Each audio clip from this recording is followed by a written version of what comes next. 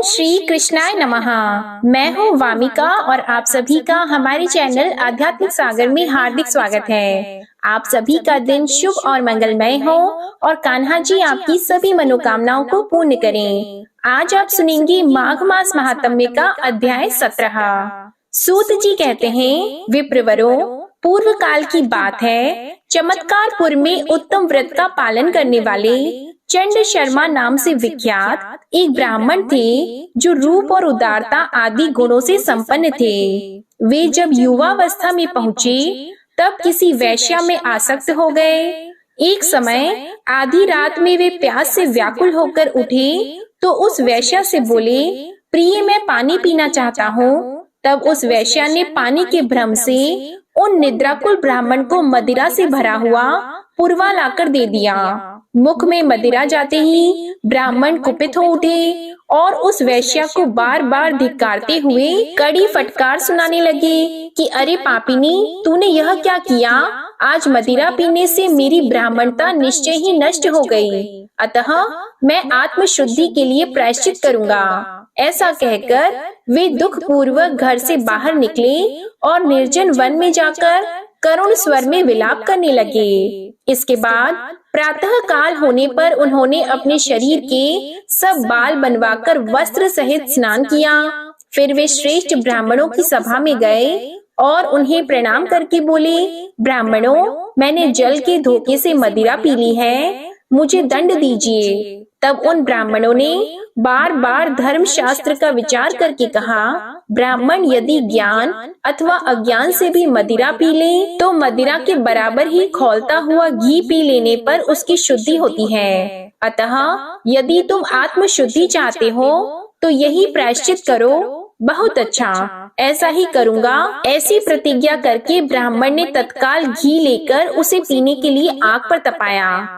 इतने में ही यह समाचार सुनकर उनके माता पिता भी आ पहुँचे और बोले, यह क्या बेटा, तुम यह क्या करते हो? तब पुत्र ने नेत्रों से आंसू बहाते हुए रात की सब घटना कह सुनाई। यह सब सुनकर ब्राह्मण दंपति ने उन सब श्रेष्ठ ब्राह्मणों से प्रार्थना की कि मेरे इस पुत्र को धर्म शास्त्र का विचार करके कोई दूसरा प्रायश्चित बताइए। तब उन ब्राह्मणों ने पुनः आदर पूर्वक धर्म शास्त्र का विचार किया और इस प्रकार कहा, ब्राह्मण, धर्म शास्त्र में तो कोई दूसरा उपाय नहीं है, तुम्हें जो उचित लगे वो करो। तब ब्राह्मण ने पुत्र से कहा, बेटा, तीर्थ यात्रा करो, फिर इसके बाद अनेक प्रकार का व्रत करने से पवित्रता को प्राप्त हो जाओगे। पुत्र बोला, हे महाभाग, क्या ब्राह्मणों का बताया हुआ प्रायश्चित पवित्रता के लिए पर्याप्त नहीं है जो आप व्रत आदि का उपदेश करते हैं? पुत्र का यह निश्चय जानकर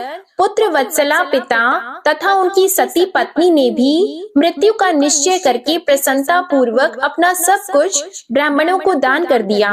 तब माता ने कहा, बेटा, जब हम दोनों अग्नि में प्रवेश कर जाएं, उसके बाद तुम मोंजी होम अर्थात मरने के बाद का प्रायश्चित करना। ऐसा कहकर वे दंपति प्रसन्नता पूर्वक मृत्यु के लिए अग्नि के समीप गए। उनके साथ ही उनका पुत्र भी था। इतने में ही वेदों के पारंगत विद्वान शांडिल्य मुनि तीर्थ यात्रा के प्रसंग से उस स्थान पर आ पहुँचे और सारी बात सुनकर उन सब ब्राह्मणों को फटकारते हुए बोले, अहो, तुम सब लोग अत्यंत मूढ़ हो, क्योंकि तुम्हारे कारण सुगम प्रायश्चित के होते हुए भी आज ये 3 ब्राह्मण व्यर्थ ही मृत्यु को प्राप्त हो रहे हैं। कृच्छ और चांद्रायण आदि प्रायश्चित वहाँ दिए जाते हैं जहाँ श्री गंगा जी उपलब्ध न हो। यहाँ तो साक्षात विष्णुपदी गंगा विद्यमान है, उसी में यह स्नान करे तो पाप से शुद्ध हो जाएगा। तब सब ब्राह्मणों ने शांडिल्य मुनि को साधुवाद देते हुए कहा, हे मुनि, आपका कथन सत्य है। इसके बाद वे सब लोग ब्राह्मण को समझा बुझाकर विष्णुपदी गंगा के तट पर ले गए। वहाँ ब्राह्मण ने ज्यों ही मुख में गंगा जल डालकर कुल्ला किया, त्यों ही वह शुद्ध हो गया।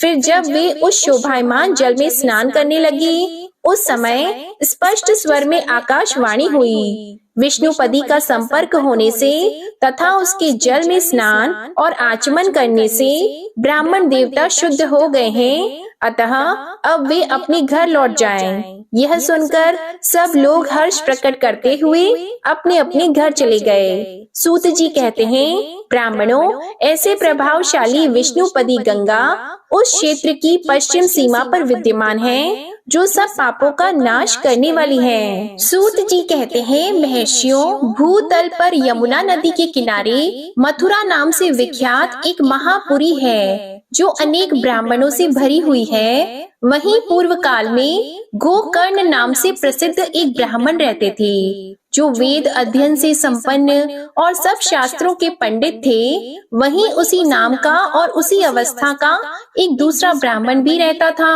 जो सब विद्याओं में पारंगत था। एक दिन यमराज ने अपने दूत से कहा, दूत, तुम शीघ्र मथुरा जाओ और वहाँ के गोकर्ण नामक श्रेष्ठ ब्राह्मण को यहाँ ले आओ।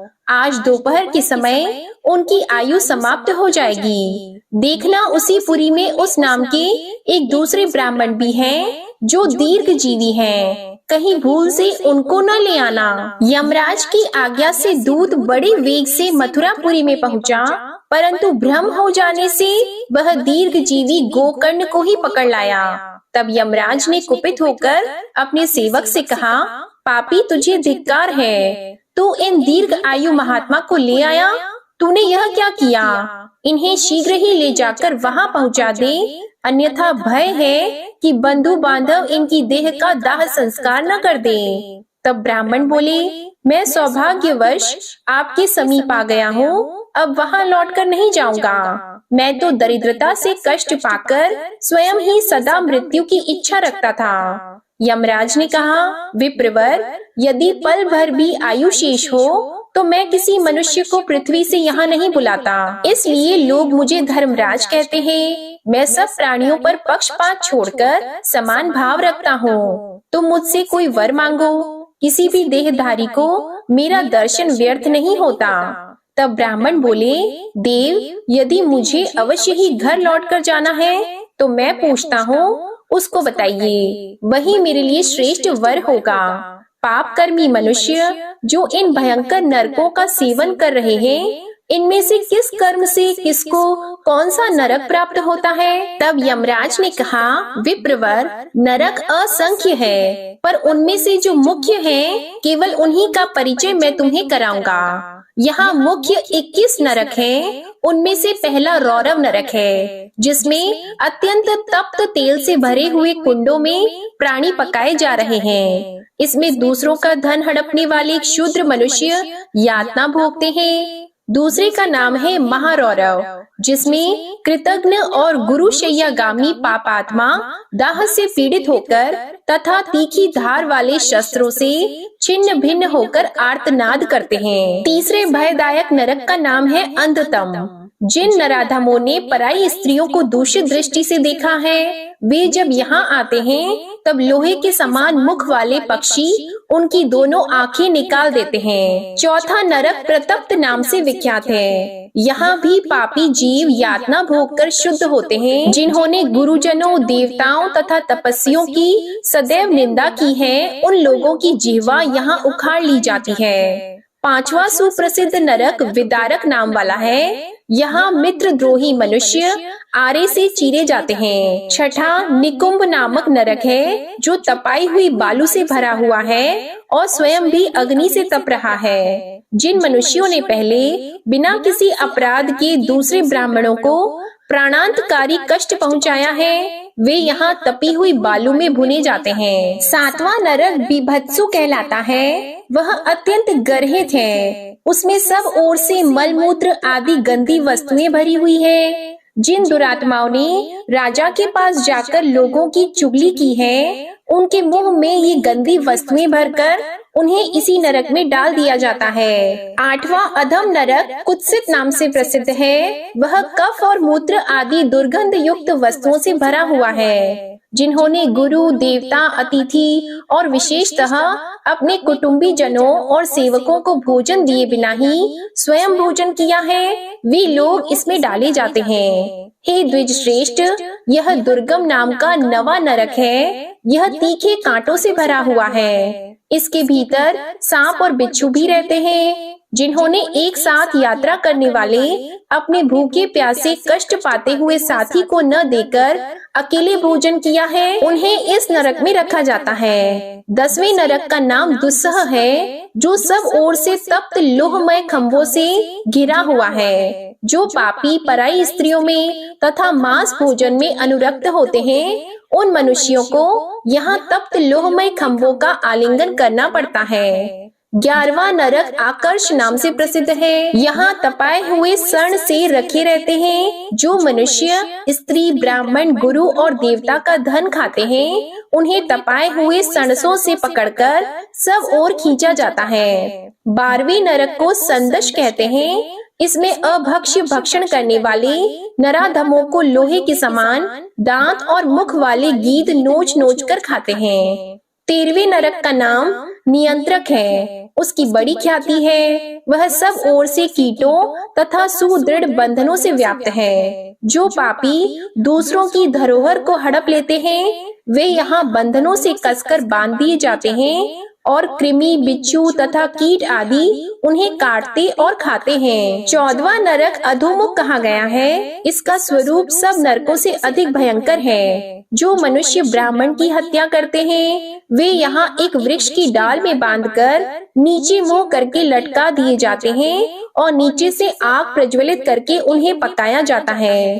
15वां भीषण नाम वाला नरक है, जो जू और खटमल आदि से भरा हुआ है। जो लोग झूठी गवाही देते हैं या झूठ बोलते हैं, उनको तथा अन्य कुकर्मियों को भी मैंने यही स्थान दे रखा है। यह 16वां नरक शुद्धत्व कहा गया है, जो चारों ओर शुद्धातुर मनुष्यों से व्याप्त है। जिन द्विजों ने मांस भोजन किए हैं, वे यहाँ भूख से पीड़ित होकर अपने ही शरीर को काट काट कर खाते हैं। 17वां क्षार नामक नरक है, जो नमक से भरा हुआ है। यह सब प्राणियों के लिए बड़ा भयंकर है। जो मनुष्य व्रत भंग करने वाले तथा पाखंडी हैं, वे यहाँ आने पर तीखे शस्त्रों से पीस डाले जाते हैं और ऊपर से उन पर नमक छिड़का जाता है। यह 18वां नरक निदाग नाम से प्रसिद्ध है, जो प्रज्वलित अंगारों से भरा है। जो मनुष्य शास्त्र, काव्य तथा ब्राह्मण कन्या को कलंकित करते हैं, वे यही अंगारों के भीतर रखे जाते हैं।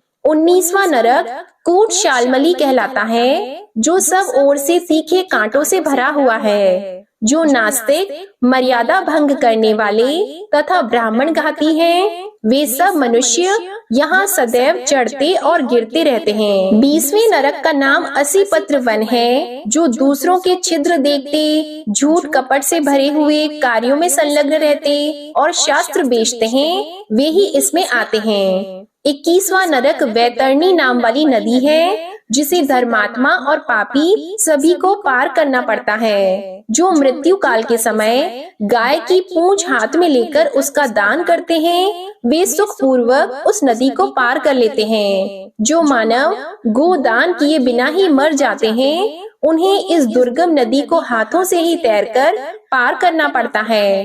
हे द्विज श्रेष्ठ, तुमने जो कुछ पूछा है, वह सब वृतांत मैंने तुमसे कह दिया। अब इच्छा अनुसार धन लेकर घर जाओ। तब ब्राह्मण बोले, देव, अब यह बताइए कि कौन सा कर्म करने से मनुष्य नरक में नहीं जाता। तब यमराज ने कहा, जो सदा तीर्थ यात्रा में तत्पर रहता, देवता और अतिथियों की पूजा करता, ब्राह्मणों के प्रति भक्ति रखता और शरण में आए हुए का पालन करता है, वह कभी भी नरक में नहीं जाता। जो सदा दूसरों की भलाई में संलग्न रहता, हेमंत सर्दी में आग तपाता, गर्मी में जल पिलाता और वर्षा में ठहरने के लिए स्थान देता है, वह कभी नरक का दर्शन नहीं करता। जो व्रत और उपवास में तत्पर, शांत चित्त, जितेंद्रिय, ब्रह्मचारी तथा सदैव भगवान का ध्यान करने वाला है, वह मनुष्य भी नरक में नहीं जाता। जो अन्न और तिल का दान करता है, किसी भी प्राणी की हिंसा नहीं करता, वेद अध्ययन करके शास्त्र के आज्ञा पालन में तत्पर होता, मीठे वचन बोलता तथा सदा धार्मिक चर्चा किया करता है, वह कभी नरक को नहीं देखता। तब ब्राह्मण बोले, हे धर्मराज, यह तो एक मूर्ख भी जानता है कि शुभ कर्म में तत्पर रहने वाला पुरुष नरक में नहीं जाता और पाप परायण मनुष्य स्वर्ग में नहीं जा सकता। मुझे तो सब लोगों को सुख पहुंचाने वाला यह श्रेष्ठ व्रत, नियम, तीर्थ, जप अथवा होम आदि उपाय बताइए, जिसको स्वल्प मात्रा में करने पर भी पापी पुरुष भी अपने पाप का नाश करके शीघ्र स्वर्ग लोक में जा सके। तब यमराज ने कहा, हे द्विज श्रेष्ठ, आनर्त देश में परम मनोहर एवं सर्व तीर्थमय शुभ हाटकेश्वर क्षेत्र है, जो महापातकों का भी नाश करने वाला है। जो उस क्षेत्र में 15 दिन भी भक्ति पूर्वक भगवान शंकर की पूजा करता है, वह सब पापों से युक्त होने पर भी भगवान शिव के लोक में प्रतिष्ठित होता है। अतः तुम वहीं जाकर भक्ति भाव से भगवान शंकर की आराधना करो। इससे अपनी 10 पीढ़ियों के साथ तुम मोक्ष प्राप्त करोगे। सूत जी कहते हैं, यह उपदेश सुनकर गोकर्ण जी ज्यों ही अपने घर की ओर प्रस्थान कर गए, त्यों ही यमदूत दूसरे गोकर्ण को भी साथ लेकर वहां आ पहुँचे और शीघ्र ही उसने धर्मराज के सामने उसे उपस्थित किया। तब धर्मराज ने प्रसन्न होकर दूत से कहा, तुम समय बिताकर इन ब्राह्मण देवताओं को यहाँ ले आए हो, अतः द्वितीय गोकर्ण के साथ ही इन्हें भी जल्दी छोड़ दो। फिर वे दोनों गोकर्ण ब्राह्मण उसी क्षण एक ही साथ छोड़ दिए गए। फिर दोनों ने सहसा अपने अपने शरीर में प्रवेश किया।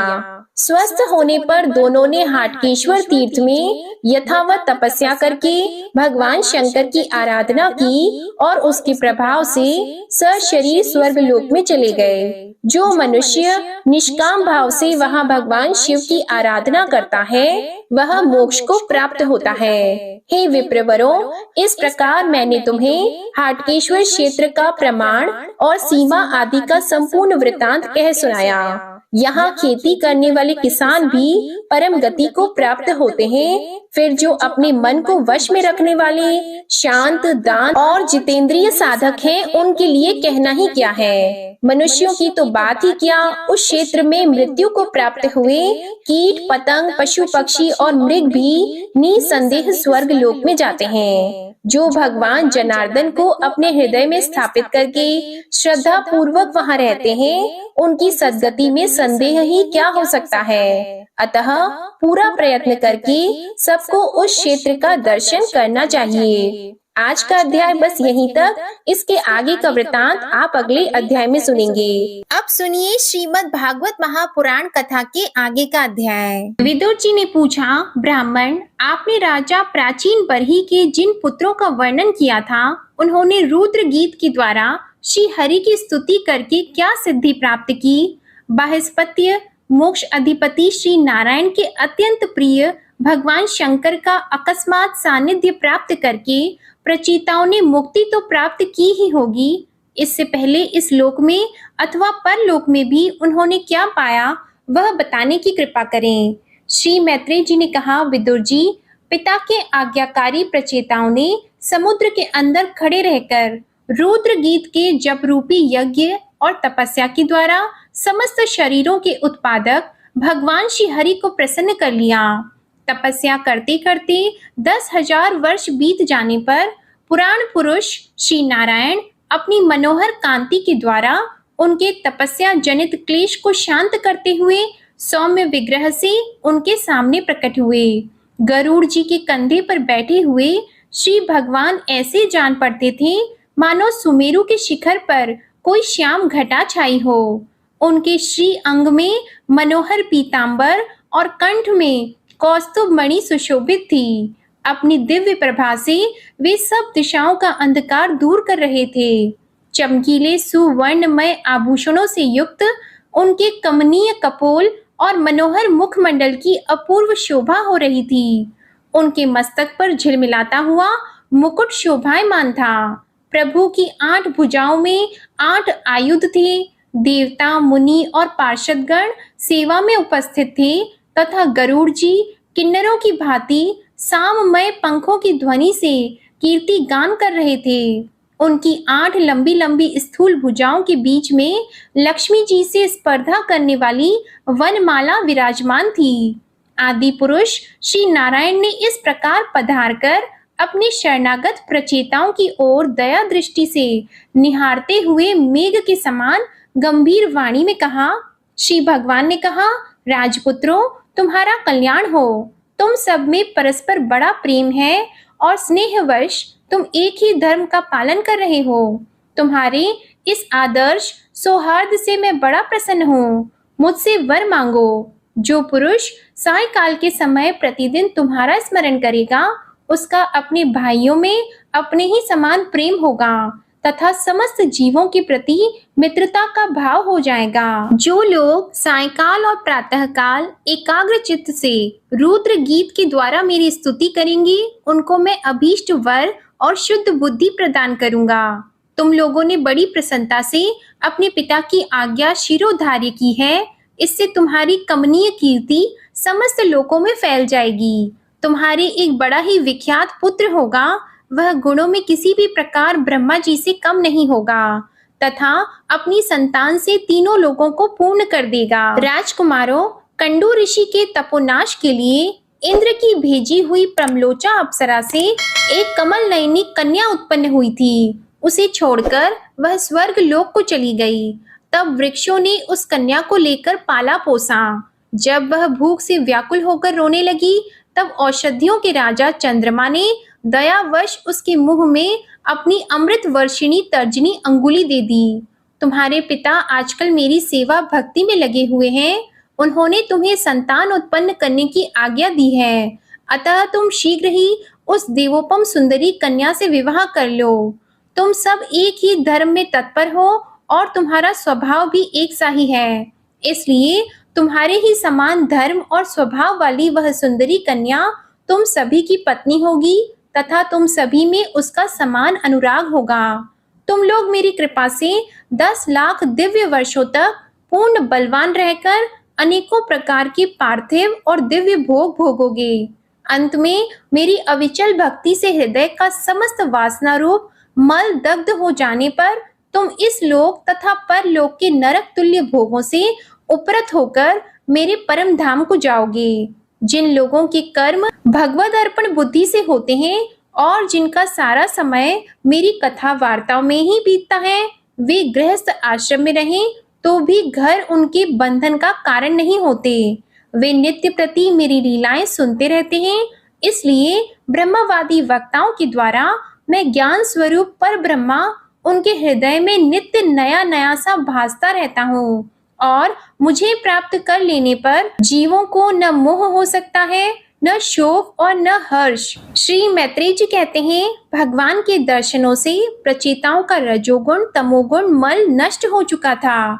जब उनसे सकल पुरुषार्थों के आश्रय और सबके परम सुहृद श्री हरि ने इस प्रकार कहा, तब वे हाथ जोड़कर गदगद वाणी से कहने लगे। प्रचेताओं ने कहा, प्रभु, आप भक्तों के क्लेश दूर करने वाले हैं। हम आपको नमस्कार करते हैं। वेद आपके उदार गुण और नामों का निरूपण करते हैं। आपका वेग मन और वाणी के वेग से भी बढ़कर है तथा आपका स्वरूप सभी इंद्रियों की गति से परे है। हम आपको बार बार नमस्कार करते हैं। आप अपने स्वरूप में स्थित रहने के कारण नित्य शुद्ध और शांत हैं। मन रूप निमित्त के कारण हमें आप में यह मिथ्या द्वैत भास रहा है। वास्तव में जगत की उत्पत्ति, स्थिति और लय के लिए आप माया के गुणों को स्वीकार करके ही ब्रह्मा, विष्णु और महादेव रूप धारण करते हैं। हम आपको नमस्कार करते हैं। आप विशुद्ध सत्व स्वरूप हैं। आपका ज्ञान संसार बंधन को दूर कर देता है। आप ही समस्त भागवतों के प्रभु वसुदेव नंदन भगवान श्री कृष्ण हैं। आपको नमस्कार है। आपकी ही नाभि से ब्रह्मांड रूप कमल प्रकट हुआ था।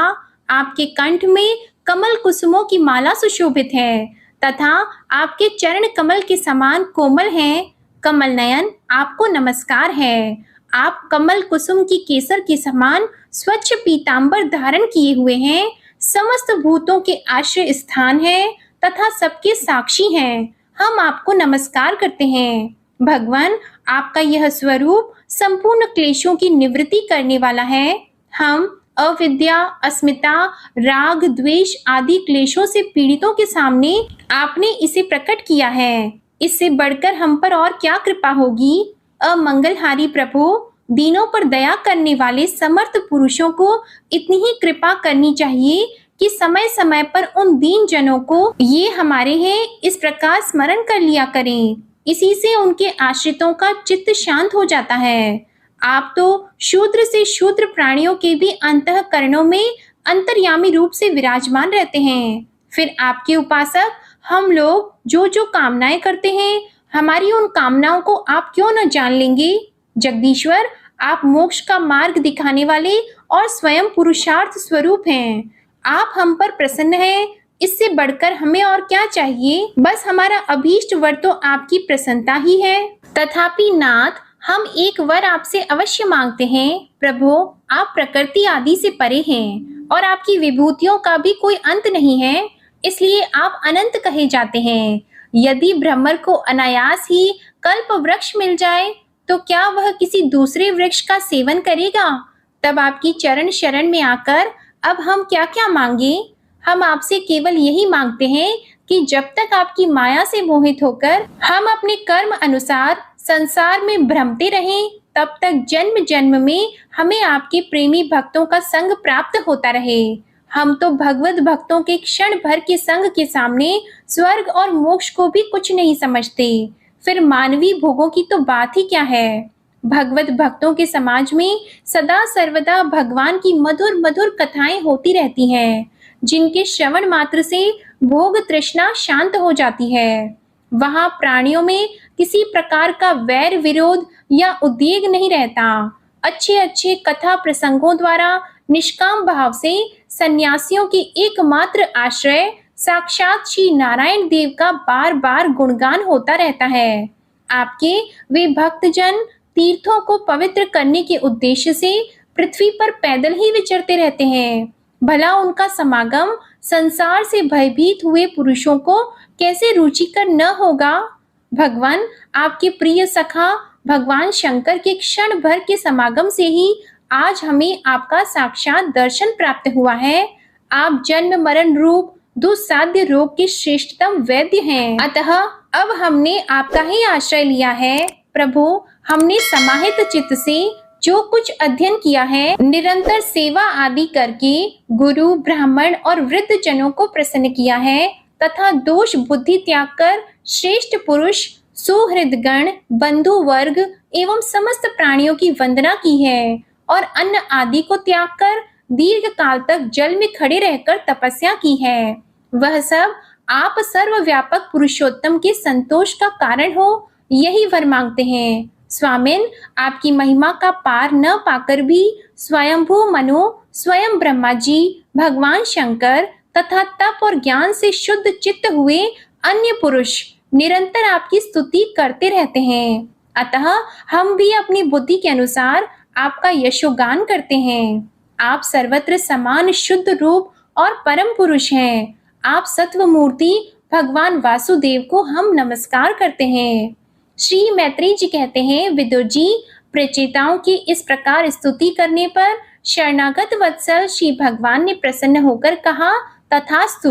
अप्रतिहत भाव श्री हरि की मधुर मूर्ति के दर्शनों से अभी प्रचेताओं के नेत्र तृप्त नहीं हुए थे, इसलिए वे उन्हें जाने देना नहीं चाहते थे। तथापि वे अपने परम धाम को चले गए।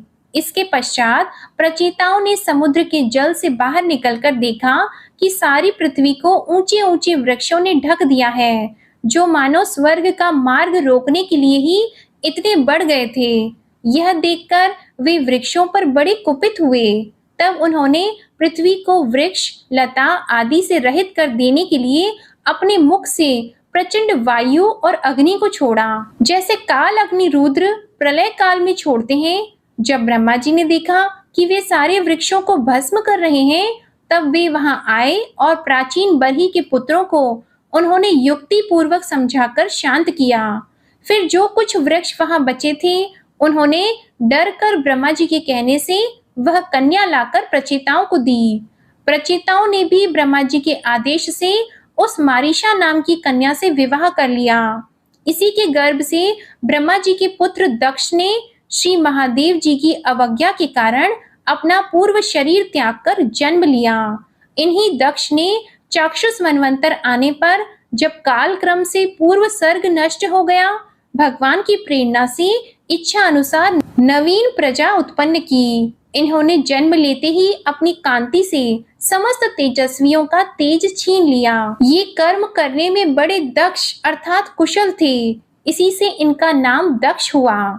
इन्हें ब्रह्मा जी ने प्रजापतियों के नायक के पद पर अभिषिक्त करके सृष्टि की रक्षा के लिए नियुक्त किया और इन्होंने मरीचि आदि दूसरे प्रजापतियों को अपने अपने कार्य में नियुक्त किया। श्री मैत्रेय जी कहते हैं, विदुर जी, 10 लाख वर्ष बीत जाने पर जब प्रचेताओं को विवेक हुआ, तब उन्हें भगवान के वाक्यों की याद आई और वे अपनी भार्या मारीशा को पुत्र के पास छोड़कर तुरंत घर से निकल पड़े। वे पश्चिम दिशा में समुद्र के तट पर, जहां जाजली मुनि ने सिद्धि प्राप्त की थी, वहां जा पहुंचे और जिससे समस्त भूतों में एक ही आत्म तत्व विराजमान है, ऐसा ज्ञान होता है, उस आत्म विचार रूप ब्रह्म सत्र का संकल्प करके बैठ गए। उन्होंने प्राण, मन, वाणी और दृष्टि को वश में किया तथा शरीर को निश्चेष्ट, स्थिर और सीधा रखते हुए आसन को जीतकर चित्त को विशुद्ध पर ब्रह्मा में लीन कर दिया। ऐसी स्थिति में उन्हें देवता और असुर दोनों के ही वंदनीय श्री नारद जी ने देखा। नारद जी को आया देखकर प्रचेता गण खड़े हो गए और प्रणाम करके आदर सत्कार पूर्वक देश काल अनुसार उनकी विधिवत पूजा की। जब नारद जी सुख पूर्वक बैठ गए, तब वे कहने लगे। प्रचेताओं ने कहा, देवर्षि, आपका स्वागत है। आज बड़े भाग्य से हमें आपका दर्शन हुआ। ब्राह्मण सूर्य के समान आपका घूमना फिरना भी ज्ञानालोक से समस्त जीवों को अभय दान देने के लिए ही होता है। प्रभु भगवान शंकर और श्री विष्णु भगवान ने हमें जो उपदेश दिया था, उसे गृहस्थी में आसक्त रहने के कारण हम लोग प्राय भूल गए हैं। अतः आप हमारे हृदयों में उस परमार्थ तत्व का साक्षात्कार कराने वाले आध्यात्म ज्ञान को फिर प्रकाशित कर दीजिए, जिससे हम सुगमता से ही इस दुस्तर संसार सागर से पार हो जाएं।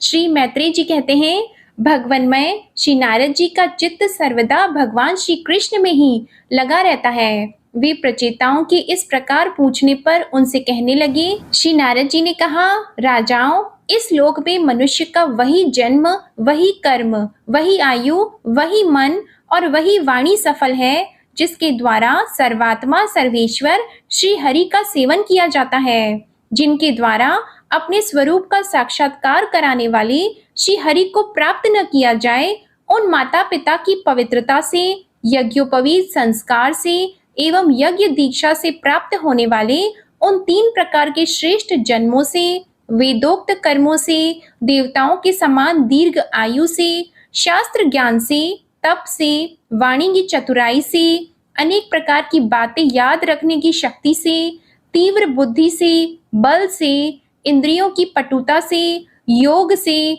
सांख्य से, संन्यास और वेद अध्ययन से तथा व्रत वैराग्य आदि अन्य कल्याण साधनों से भी पुरुष का क्या लाभ है। वास्तव में समस्त कल्याणों की अवधि आत्मा ही है और आत्मज्ञान प्रदान करने वाले श्री हरि ही संपूर्ण प्राणियों की प्रिय आत्मा है। जिस प्रकार वृक्ष की जड़ सींचने से उसके तना, शाखा, उपशाखा आदि सभी का पोषण हो जाता है और जैसे भोजन के द्वारा प्राणों को तृप्त करने से समस्त इंद्रियां पुष्ट होती हैं, उसी प्रकार श्री भगवान की पूजा ही सबकी पूजा है। वस्तुतः यह विश्व आत्मा श्री भगवान का वह शास्त्र प्रसिद्ध सर्वोपाधि रहित स्वरूप ही है। जैसे सूर्य की प्रभा उससे भिन्न नहीं होती, उसी प्रकार कभी कभी गंधर्व नगर के समान स्फुरित होने वाला यह जगत भगवान से भिन्न नहीं है। तथा जैसे जागृत अवस्था में इंद्रियां क्रियाशील रहती हैं, किंतु सुषुप्ति में उनकी शक्तियां लीन हो जाती हैं, उसी प्रकार यह जगत सर्ग काल में भगवान से प्रकट हो जाता है और कल्पांत होने पर उन्हीं में लीन हो जाता है। स्वरूपतः तो भगवान में द्रव्य, क्रिया और ज्ञान रूपी त्रिविध अहंकार के कार्यों की तथा उनके निमित्त से होने वाले भेद ब्रह्म की सत्ता है ही नहीं। अतः तुम ब्रह्म आदि समस्त लोकपालों के भी अधीश्वर श्री हरि को अपने से अभिन्न मानते हुए भजो, क्योंकि वे ही समस्त देहधारियों के एकमात्र आत्मा हैं। वे ही जगत के निमित्त कारण काल, उपादान कारण प्रधान और नियंता पुरुषोत्तम हैं तथा अपनी काल शक्ति से वे ही इस गुणों के प्रवाह रूप प्रपंच का संहार कर देते हैं। वे भक्त वत्सल भगवान समस्त जीवों पर दया करने से, जो कुछ मिल जाए उसी में संतुष्ट रहने से तथा समस्त इंद्रियों को विषयों से निवृत्त करके शांत करने से शीघ्र ही प्रसन्न हो जाते हैं। श्री मैत्रेय जी कहते हैं, विदुर जी, भगवान नारद ने प्रचेताओं को इस उपदेश के साथ साथ और भी बहुत सी भगवत संबंधी बातें सुनाई। इसके पश्चात वे ब्रह्मलोक को चले गए। प्रचेतागण भी उनके मुख से संपूर्ण जगत के पाप रूपी मल को दूर करने वाले भगवत चरित्र को सुनकर भगवान के चरण कमलों का ही चिंतन करने लगे और अंत में भगवत धाम को प्राप्त हुए। इस प्रकार आपने जो मुझसे श्री नारद जी और प्रचेताओं के भगवत कथा संबंधी संवाद के विषय में पूछा था, वह मैंने आपको सुना दिया। श्री सुखदेव जी कहते हैं, राजन, यहाँ तक स्वयंभू मनु के पुत्र उत्तानपाद के वंश का वर्णन हुआ। अब प्रियव्रत के वंश का विवरण भी सुनो। राजा प्रियव्रत ने श्री नारद जी से आत्मज्ञान का उपदेश पाकर भी राज्य भोग किया था और अंत में इस संपूर्ण पृथ्वी को अपने पुत्रों में बांटकर वे भगवान के परम धाम को प्राप्त हुए थे। राजन, इधर श्री मैत्रेय जी के मुख से यह भगवत गुणानुवाद युक्त पवित्र कथा सुनकर विदुर जी प्रेम मग्न हो गए। भक्ति भाव का उद्रेक होने से उनके नेत्रों से पवित्र आंसुओं की धारा बहने लगी तथा उन्होंने हृदय में भगवत चरणों का स्मरण करते हुए अपना मस्तक मुनिवर मैत्रेय जी के चरणों पर रख दिया। विदुर जी कहने लगे, महायोगिन, आप बड़े ही करुणामय हैं। आज आपने मुझे अज्ञान अंधकार के उस पार पहुंचा दिया है जहां अकिंचनों के सर्वस्व श्री हरि विराजते हैं। श्री सुखदेव जी कहते हैं, मैत्रेय जी को उपयुक्त कृतज्ञता सूचक वचन कहकर तथा प्रणाम करके विदुर जी ने उनसे आज्ञा ली और फिर शांत चित्त होकर अपने बंधुजनों से मिलने के लिए वे हस्तिनापुर चले गए। राजन, जो पुरुष भगवान के शरणागत परम भागवत राजाओं का यह पवित्र चरित्र सुनेगा, उसे दीर्घ आयु, धन, सुयश, क्षेम, सद्गति और ऐश्वर्य की प्राप्ति होगी। राजा परीक्षित ने पूछा, मुनि महाराज प्रियव्रत तो बड़े भगवत भक्त और आत्मा राम थे। उनकी गृहस्थ आश्रम में कैसे रुचि हुई, जिसमें फंसने के कारण मनुष्य को अपने स्वरूप की विस्मृति होती है और वह कर्म बंधन में बंध जाता है। विप्रवर, निश्चय ही ऐसे निसंग महापुरुषों का इस प्रकार गृहस्थ आश्रम में अभिनिवेश होना उचित नहीं है। इसमें किसी प्रकार का संदेह नहीं कि जिनका चित्त पुण्य कीर्ति श्री हरि के चरणों की शीतल छाया का आश्रय लेकर शांत हो गया है, उन महापुरुषों की कुटुंब आदि में कभी आसक्ति नहीं हो सकती। ब्राह्मण, मुझे इस बात का बड़ा संदेह है कि महाराज प्रियव्रत ने स्त्री, घर और पुत्र आदि में आसक्त रहकर भी किस प्रकार सिद्धि प्राप्त कर ली और क्यों उनकी भगवान श्री कृष्ण में अविचल भक्ति हुई। श्री सुखदेव जी ने कहा, राजन, तुम्हारा कथन बहुत ठीक है। जिनका चित्त पवित्र कीर्ति श्री हरि के परम मधुर चरण कमल मकरंद के रस में सरोबार हो गया है, वे किसी विघ्न बाधा के कारण रुकावट आ जाने पर भी भगवत भक्त परमहंसों के प्रिय श्री वासुदेव भगवान के कथा श्रवण रूपी परम कल्याणमय मार्ग को प्राय छोड़ते नहीं।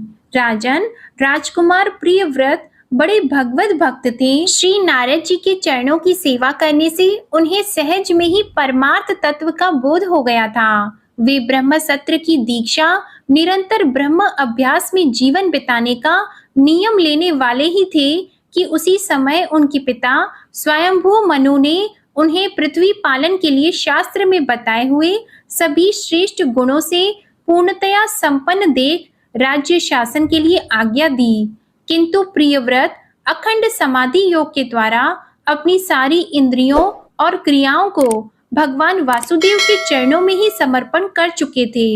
अतः पिता की आज्ञा किसी प्रकार उल्लंघन करने योग्य न होने पर भी यह सोचकर कि राज्य अधिकार पाकर मेरा आत्मस्वरूप स्त्री पुत्र आदि असत प्रपंच से आच्छादित हो जाएगा, राज्य और कुटुंब की चिंता में फंसकर मैं परमार्थ तत्व को प्रायः भूल जाऊंगा, उन्होंने उसे स्वीकार नहीं किया। आदिदेव स्वयंभू भगवान ब्रह्मा जी को निरंतर इस गुणमय प्रपंच की वृद्धि का ही विचार रहता है। वे सारे संसार के जीवों का अभिप्राय जानते रहते हैं। जब उन्होंने प्रियव्रत की ऐसी प्रवृत्ति देखी, तब वे मूर्तिमान चारों वेद और मरीचि आदि पार्षदों को साथ लिए अपने लोक से उतरे। आकाश में जहां तहां विमानों पर चढ़े हुए इंद्र आदि प्रधान प्रधान देवताओं ने उनका पूजन किया और मार्ग में टोलियां बांधकर आए हुए सिद्ध, गंधर्व, साध्य, चारण और मुनिजन ने स्तवन किया। इस प्रकार जगह जगह आदर सम्मान पाते हुए साक्षात नक्षत्रनाथ चंद्रमा के समान गंधमादन की घाटी को प्रकाशित करते हुए प्रियव्रत के पास पहुंचे। प्रियव्रत को आत्मविद्या का उपदेश देने के लिए वहां नारद जी भी आए हुए थे। ब्रह्मा जी के वहां पहुंचने पर उनके वाहन हंस को देखकर देवर्षि नारद जान गए कि हमारे पिता भगवान ब्रह्मा जी पधारे हैं। अतः वे स्वयंभू मनु और प्रियव्रत के सहित तुरंत खड़े हो गए और सबने उनको हाथ जोड़कर प्रणाम किया। हे परीक्षित, नारद जी ने उनकी अनेक प्रकार से पूजा की और सुमधुर वचनों में उनके गुण और अवतार की उत्कृष्टता का वर्णन किया। तब आदि पुरुष भगवान ब्रह्मा जी ने प्रियव्रत की ओर मंद मुस्कान युक्त दया दृष्टि से देखते हुए इस प्रकार कहा। श्री ब्रह्मा जी ने कहा, बेटा, मैं तुमसे सत्य सिद्धांत की बात कहता हूँ, ध्यान देकर सुनो। तुम्हें अप्रमेय श्री हरि के प्रति किसी प्रकार की दोष दृष्टि नहीं रखनी चाहिए। तुम्ही क्या, हम महादेव जी, तुम्हारे पिता स्वयंभू मनु और तुम्हारे गुरु ये महर्षि नारद भी विवश होकर उन्हीं की आज्ञा का पालन करते हैं। उनके विधान को कोई भी देहधारी न तो तप, विद्या, योग बल या बुद्धि बल से, न अर्थ या धर्म की शक्ति से और न स्वयं या किसी दूसरे की सहायता से ही टाल सकता है। प्रियवर, उसी अव्यक्त ईश्वर के दिए हुए शरीर को सब जीव जन्म, मरण, शोक, मोह, भय और सुख दुख का भोग करने तथा कर्म करने के लिए सदा धारण करते हैं। वत्स, जिस प्रकार रस्सी से नथा हुआ पशु मनुष्यों का बोझ ढोता है, उसी प्रकार परमात्मा की वेद वाणी रूप बड़ी रस्सी में सत्व आदि गुण, सात्विक आदि कर्म और उनके ब्राह्मण आदि वाक्यों की मजबूत डोरी से जकड़े हुए हम सब लोग उन्हीं के इच्छा अनुसार कर्म में लगे रहते हैं और उसके द्वारा उनकी पूजा करते रहते हैं। हमारे गुण और कर्मों के अनुसार प्रभु ने हमें जिस योनि में डाल दिया है, उसी को स्वीकार करके वे जैसी व्यवस्था करते हैं, उसी के अनुसार हम सुख या दुख भोगते हैं। हमें उनकी इच्छा का उसी प्रकार अनुसरण करना पड़ता है जैसे किसी अंधे को आंख वाले पुरुष का। मुक्त पुरुष भी प्रारब्ध का भोग करता हुआ भगवान की इच्छा के अनुसार अपने शरीर को धारण करता ही है। ठीक वैसे ही जैसे मनुष्य की निद्रा टूट जाने पर भी स्वप्न में अनुभव किए हुए पदार्थों का स्मरण होता है, इस अवस्था में भी उसको अभिमान नहीं होता और विषय वासना के जिन संस्कारों के कारण दूसरा जन्म होता है, उन्हें वह स्वीकार नहीं करता। जो पुरुष इंद्रियों के वशीभूत है, वह वन में विचरण करता रहे तो भी उसे जन्म मरण का भय बना ही रहता है, क्योंकि बिना जीते हुए मन और इंद्रिय रूपी उसके 6 शत्रु कभी उसका पीछा नहीं छोड़ते। जो बुद्धिमान पुरुष इंद्रियों को जीतकर अपनी आत्मा में ही रमण करता है, उसका गृहस्थ आश्रम भी क्या बिगाड़ सकता है। जिसे इन 6 शत्रुओं को जीतने की इच्छा हो, वह पहले घर में रहकर ही उनका अत्यंत निरोध करते हुए उन्हें वश में करने का प्रयत्न करे। किले में सुरक्षित रहकर लड़ने वाला राजा अपने प्रबल शत्रुओं को भी जीत लेता है। फिर जब इन शत्रुओं का बल अत्यंत क्षीण हो जाए, तब विद्वान पुरुष इच्छा अनुसार विचर सकता है। तुम यद्यपि श्री कमलनाथ भगवान के चरण कमल की कली रूप किले के आश्रित रहकर इन 6 शत्रुओं को जीत चुके हो, तो भी पहले उन पुराण पुरुष के दिए हुए भोगों को भोगो, इसके बाद निसंग होकर अपने आत्मस्वरूप में स्थित हो जाना। श्री शुकदेव जी कहते हैं, जब त्रिलोकी के गुरु श्री ब्रह्मा जी ने इस प्रकार कहा, तो परम भागवत प्रियव्रत ने छोटे होने के कारण नम्रता से सिर झुका लिया और जो आज्ञा ऐसा कहकर बड़े आदर पूर्वक उनका आदेश शिरोधार्य किया। तब स्वयंभू मनु ने प्रसन्न होकर भगवान ब्रह्मा जी की विधिवत पूजा की। इसके पश्चात वे मन और वाणी के अविषय, अपने आश्रय तथा सर्व व्यवहार अतीत पर ब्रह्मा का चिंतन करते हुए अपने लोक को चले गए। इस समय प्रियव्रत और नारद जी सरल भाव से उनकी ओर देख रहे थे। मनु जी ने इस प्रकार ब्रह्मा जी की कृपा से अपना मनोरथ पूर्ण हो जाने पर देवर्षि नारद की आज्ञा से प्रियव्रत को संपूर्ण भूमंडल की रक्षा का भार सौंप दिया और स्वयं विषय रूपी विषैले जल से भरे हुए गृहस्थ आश्रम रूपी दुस्तर जलाशय की भोग इच्छा से निवृत्त हो गए। अब पृथ्वीपति महाराज प्रियव्रत भगवान की इच्छा से राज्य शासन के कार्य में नियुक्त हुए, जो संपूर्ण जगत को बंधन से छुड़ाने में अत्यंत समर्थ हैं। उन आदि पुरुष श्री भगवान के चरण युगल का निरंतर ध्यान करते रहने से यद्यपि उनके राग आदि सभी मल नष्ट हो चुके थे और उनका हृदय भी अत्यंत शुद्ध था, तथापि बड़ों का मान रखने के लिए वे पृथ्वी का शासन करने लगे। फिर उन्होंने प्रजापति विश्वकर्मा की पुत्री बहिष्मति से विवाह किया। उससे उनके 10 पुत्र हुए। वे सब उन्हीं के समान शीलवान, गुणी, कर्मनिष्ठ और पराक्रमी थे। उनसे छोटी ऊर्ज्वसती नाम की एक कन्या भी हुई। पुत्रों के नाम आग्निद्र, इदमजीव, यज्ञबाहु, महावीर, हिरण्येता, घृतपृष्ठ, सवन, मेधातिथि, वीतिहोत्र और कवि थे। ये सब नाम अग्नि के भी हैं। इनमें कवि, महावीर और सवन ये 3 नैष्ठिक ब्रह्मचारी हुए। इन्होंने बाल्यावस्था से आत्मविद्या का अभ्यास करते हुए अंत में संन्यास आश्रम ही स्वीकार किया। इन निवृत्ति परायण महर्षियों ने संन्यास आश्रम में ही रहते हुए समस्त जीवों के अधिष्ठान और भव बंधन से डरे हुए लोगों को आश्रय देने वाले भगवान वासुदेव के परम सुंदर चरणाविंदों का निरंतर चिंतन किया।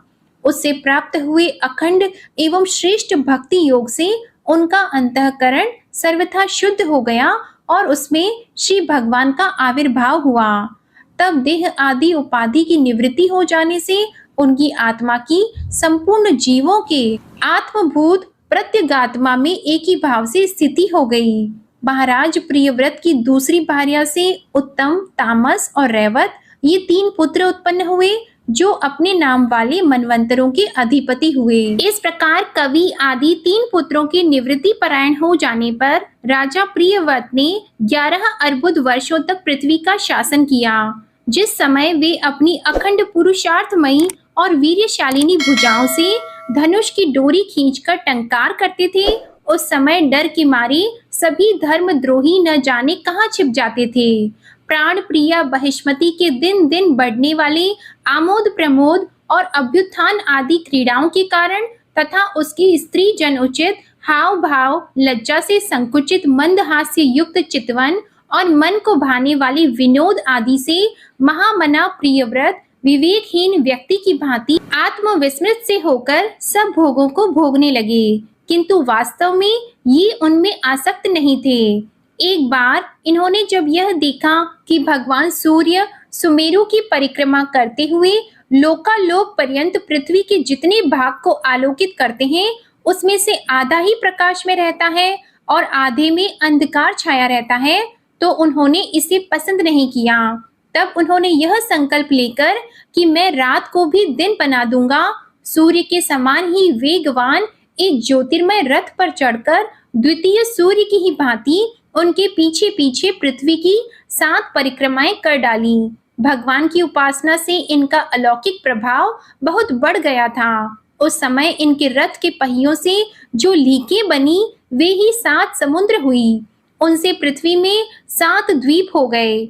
उनके नाम क्रमशः जम्बू, प्लक्ष, शाल्मली, कुश, क्रौच, शाक और पुष्कर द्वीप हैं। इनमें से पहले पहले की अपेक्षा आगे आगे के द्वीप का परिमाण दूना है और ये समुद्र के बाहरी भाग में पृथ्वी के चारों ओर फैले हुए हैं।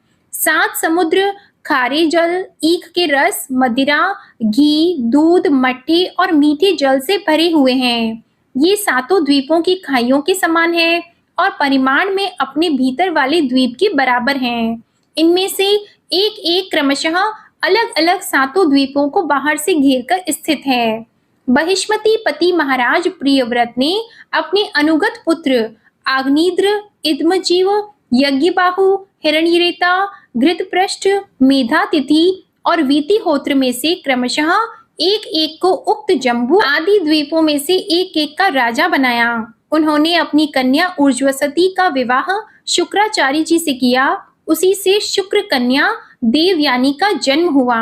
राजन, जिन्होंने भगवत चरणाविंदों की रज के प्रभाव से शरीर के भूख, प्यास, शोक, मोह और जरा मृत्यु इन 6 गुणों को अथवा मन के सहित 6 इंद्रियों को जीत लिया है, उन भगवत भक्तों का ऐसा पुरुषार्थ होना कोई आश्चर्य की बात नहीं है, क्योंकि वर्ण बहिष्कृत, चांडाल आदि नीच योनि का पुरुष भी भगवान के नाम का केवल एक बार उच्चारण करने से तत्काल संसार बंधन से मुक्त हो जाता है।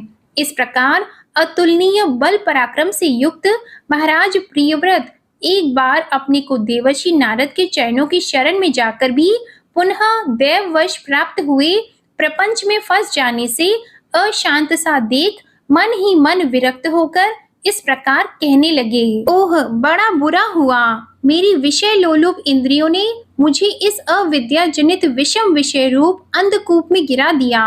बस बस बहुत हो गया। हाय, मैं तो स्त्री का क्रीड़ा मृग ही बन गया। उसने मुझे बंदर की भांति नचाया। मुझे धिक्कार है, मुझे धिक्कार है। इस प्रकार उन्होंने अपने को बहुत कुछ बुरा भला कहा। परम आराध्य श्री हरि की कृपा से उनकी विवेक वृत्ति जागृत हो गई। उन्होंने यह सारी पृथ्वी यथा योग्य अपने अनुगत पुत्रों को बांट दी और जिसके साथ उन्होंने तरह तरह के भोग भोगे थे, उस अपनी राज रानी को साम्राज्य लक्ष्मी के सहित मृत देह के समान छोड़ दिया तथा हृदय में वैराग्य धारण कर भगवान की लीलाओं का चिंतन करते हुए उसके प्रभाव से श्री नारद जी के बताए हुए मार्ग का पुनः अनुसरण करने लगे। महाराज प्रियव्रत के विषय में यह लोकोक्ति प्रसिद्ध है कि राजा प्रियव्रत ने जो कर्म किए उन्हें सर्वशक्तिमान ईश्वर के सिवा और कौन कर सकता है। उन्होंने रात्रि के अंधकार को मिटाने का प्रयत्न करते हुए अपने रथ के पहियों से बनी हुई लीकों से ही 7 समुद्र बना दिए। प्राणियों के सुभीते के लिए द्वीपों के द्वारा पृथ्वी के विभाग किए और प्रत्येक द्वीप में अलग अलग नदी, पर्वत और वन आदि से उसकी सीमा निश्चित कर दी। वे भगवत भक्त नारद आदि के प्रेमी भक्त थे।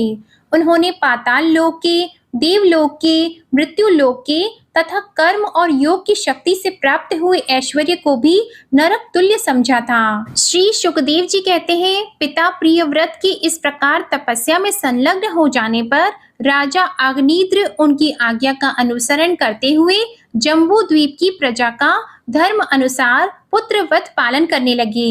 एक बार वे पितृलोक की कामना से सत्पुत्र प्राप्ति के लिए पूजा की सब सामग्री जुटाकर सुर सुंदरियों के क्रीड़ा स्थल मंदराचल की एक घाटी में गए और तपस्या में तत्पर होकर एकाग्र चित्त से प्रजापतियों के पति श्री ब्रह्मा जी की आराधना करने लगे।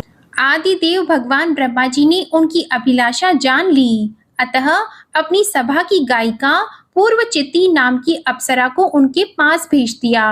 आग्नेत्र जी के आश्रम के पास एक अति रमणीय उपवन था। वह अप्सरा उसी में विचरने लगी। उस उपवन में तरह तरह के सघन तरुवरों की शाखाओं पर स्वर्ण लताएं फैली हुई थीं। उन पर बैठे हुए मयूर आदि कई प्रकार के स्थलचारी पक्षियों के जोड़े सुमधुर बोली बोल रहे थे। पूर्वचित्ती की विलासपूर्ण सुललित गतिविधि और पाद विनाश्य की शैली से पद पद पर उसके चरण नुपुरों की झनकार हो उठती थी। उसकी मनोहर ध्वनि सुनकर राजकुमार आग्नेत्र ने समाधि योग के द्वारा मूंदे हुए अपने कमल कली के समान सुंदर नेत्रों को कुछ कुछ खोलकर देखा तो पास ही उन्हें वह अप्सरा दिखाई दी। वह भ्रमरी के समान एक एक फूल के पास जाकर उसे सूंघती और देवता और मनुष्यों के मन और नयनों को आह्लादित करने वाली अपनी विलासपूर्ण गति, लज्जा एवं विनय युक्त चितवन, सुमधुर वाणी तथा मनोहर अंगावियों से पुरुषों के हृदय में कामदेव के प्रवेश के लिए द्वार सा बना देती। जब वह हंस हंस कर बोलने लगती तब ऐसा प्रतीत होता मानो उसके मुख से अमृतमय मादक मधु झर रहा है। यह सब देखने से भगवान कामदेव को अग्निद्र के हृदय में प्रवेश करने का अवसर मिल गया और वे उनके अधीन होकर उसे प्रसन्न करने के लिए पागल की भांति इस प्रकार कहने लगी, मुनिवर्य तुम कौन हो? इस पर्वत पर तुम क्या करना चाहते हो? तुम परम पुरुष श्री नारायण की कोई माया तो नहीं हो? सखे, तुमने ये बिना डोरी के 2 धनुष क्यों धारण कर रखे हैं? क्या इनसे तुम्हारा कोई अपना प्रयोजन है अथवा इस संसारण्य में मुझ जैसे मतवाले मृगों का शिकार करना चाहते हो? तुम्हारे ये 2 बाण तो बड़े सुंदर और पैने हैं। अहो, इनके कमल दल के पंख हैं, देखने में बड़े शांत हैं और है भी पंखहीन। यहाँ वन में विचरते हुए तुम इन्हें किस पर छोड़ना चाहते हो? यहाँ तुम्हारा कोई सामना करने वाला नहीं दिखाई देता। तुम्हारा यह पराक्रम हम जैसे जड़ बुद्धियों के लिए कल्याणकारी हो। भगवान, तुम्हारे चारों ओर जो ये शिष्य गण अध्ययन कर रहे हैं, वे तो निरंतर रहस्य युक्त सामगान करते हुए मानो भगवान की स्तुति कर रहे हैं और ऋषिगण जैसे वेद की शाखाओं का अनुसरण करते हैं, उसी प्रकार ये सब तुम्हारी चोटी से झड़े हुए पुष्पों का सेवन कर रहे हैं। ब्राह्मण, तुम्हारे चरण रूप पिंजरों में तो तीतर बंद है, उनका शब्द तो सुनाई देता है परंतु रूप देखने में नहीं आता। तुम्हारे नितंबों पर यह कदम्ब कुसुम्बों की सी आभा कहाँ से आई? इनके ऊपर तो अंगारों का मंडल सा भी दिखाई देता है, किंतु तुम्हारा वल्कल वस्त्र कहाँ है? द्विजवर, तुम्हारे इन दोनों सुंदर सींगों में क्या भरा हुआ है? अवश्य ही इनमें बड़े अमूल्य रत्न भरे हैं। इसी से तो तुम्हारा मध्य भाग इतना कृश होने पर भी तुम इनका बोझ ढो रही हो। यहाँ आकर तो मेरी दृष्टि भी मानो अटक गई है। और सुभग, इन सींगों पर तुमने यह लाल लाल लेप सा क्या लगा रखा है? इनकी गंध से तो मेरा सारा आश्रम महक उठा है। मित्रवर, मुझे तो तुम अपना देश दिखा दो, जहाँ के निवासी अपने वक्ष स्थल पर ऐसे अद्भुत अव्यय धारण करते हैं जिन्होंने हमारे जैसे प्राणियों के चित्तों को क्षुब्ध कर दिया है तथा मुख में विचित्र हाव भाव, सरस भाषण और अधा अमृत जैसी अनूठी वस्तुएं रखते हैं। प्रियवर, तुम्हारा भोजन क्या है जिसके खाने से तुम्हारे मुख से हवन सामग्री की सी सुगंध फैल रही है? मालूम होता है तुम कोई विष्णु भगवान की कला ही हो, इसलिए तुम्हारे कानों में कभी पलक न मारने वाले मकर के आकार के 2 कुंडल हैं। तुम्हारा मुख एक सुंदर सरोवर के समान है, उसमें तुम्हारे चंचल नेत्र भय से कांपती हुई 2 मछलियों के समान, दंत पंक्ति हंसों के समान और घुंघराली अलकावली भौरों के समान शोभायमान है। तुम जब अपने कर कमलों से थपकी मारकर इस गेंद को उछालते हो, तब यह दिशा विदिशाओं में जाती हुई मेरे नेत्रों को तो चंचल कर ही देती है, साथ साथ मेरे मन में भी खलबली पैदा कर देती है। तुम्हारा बांका जटाजूट खुल गया है, तुम इसे संभालते नहीं। अरे, यह धूर्त वायु कैसा दुष्ट है जो बार बार तुम्हारे नीवी वस्त्र को उड़ा देता है। तपोधन, तपस्वियों के तप को भ्रष्ट करने वाला यह अनूप रूप तुमने किस तप के प्रभाव से पाया है? मित्र, आओ, कुछ दिन मेरे साथ रहकर तपस्या करो, अथवा कहीं विश्व विस्तार की इच्छा से ब्रह्मा जी ने ही तो मुझ पर कृपा नहीं की है। सचमुच तुम ब्रह्मा जी की ही प्यारी देन हो। अब मैं तुम्हें नहीं छोड़ सकता। तुम में जो मेरे मन और नयन ऐसे उलझ गए हैं कि अन्यत्र जाना ही नहीं चाहते। सुंदर सींगों वाली, तुम्हारा जहां मन हो मुझे भी वहां ले चलो। मैं तो तुम्हारा अनुचर हूँ और तुम्हारी ये मंगलमयी सखियां भी हमारे ही साथ रहें। श्री शुकदेव जी कहते हैं, राजन, अग्निद्र देवताओं के समान बुद्धिमान और स्त्रियों को प्रसन्न करने में बड़े कुशल थे। उन्होंने इसी प्रकार की ऋतु चातुर्यमय मीठी मीठी बातों से उस अप्सरा को प्रसन्न कर लिया। वीर समाज में अग्रगण्य आग्नेत्र की बुद्धि, शील, रूप, अवस्था, लक्ष्मी और उदारता से आकर्षित होकर वह उन जम्बू द्वीप अधिपति के साथ कई हजार वर्षों तक पृथ्वी और स्वर्ग के भोग भोगती रही। फिर नृपवर आग्नेत्र ने उसके गर्भ से नाभि, किमपुरुष, हरिवर्ष, इलावृत, रम्यक, हिरण्यमय, कुरु, भद्राश्व और केतुमाल नाम के 9 पुत्र उत्पन्न किए। इस प्रकार 9 पुत्रों को उत्पन्न कर पूर्वचिति उन्हें राजभवन में ही छोड़कर फिर ब्रह्मा जी की सेवा में उपस्थित हो गई। ये आग्नेत्र के पुत्र माता के अनुग्रह से स्वभाव से ही सुडौल और सबल शरीर वाले थे। आग्नेत्र ने जम्बू द्वीप के विभाग करके उन्हीं के समान नाम वाले 9 भूखंड बनाए और उन्हें एक एक पुत्र को सौंप दिया। तब वे सब अपने अपने वर्ष का राज्य भोगने लगे। महाराज आग्नेत्र दिन दिन भोगों को भोगते रहने पर भी उनसे अतृप्त ही रहे। वे उस अप्सरा को ही परम पुरुषार्थ समझते थे, इसलिए उन्होंने वैदिक कर्मों के द्वारा उसी लोक को प्राप्त किया जहाँ पितृगण अपने सुकृतों के अनुसार तरह तरह के भोगों में मस्त रहते हैं। पिता के परलोक सिधारने पर नाभि आदि 9 भाइयों ने मेरु की मेरु देवी, प्रतिरूपा, उग्र दृष्टि, लता, रम्या, श्यामा, नारी, भद्रा और देववीति नाम की 9 कन्याओं से विवाह किया। जय श्री कृष्णा। आज का अध्याय समाप्त हुआ। इसके आगे का वृतांत आप अगले अध्याय में सुनेंगे। आज की कथा पसंद आए तो वीडियो को लाइक करके चैनल जरूर सब्सक्राइब कीजिएगा और कमेंट में राधे कृष्ण भगवान की जय भी लिखिएगा। इसी के साथ आज आप हमारे चैनल पर गुप्त नवरात्रि के दूसरे दिन की कथा और श्री दुर्गा सप्तशती पाठ भी जरूर सुनिएगा। जय श्री राधे कृष्णा।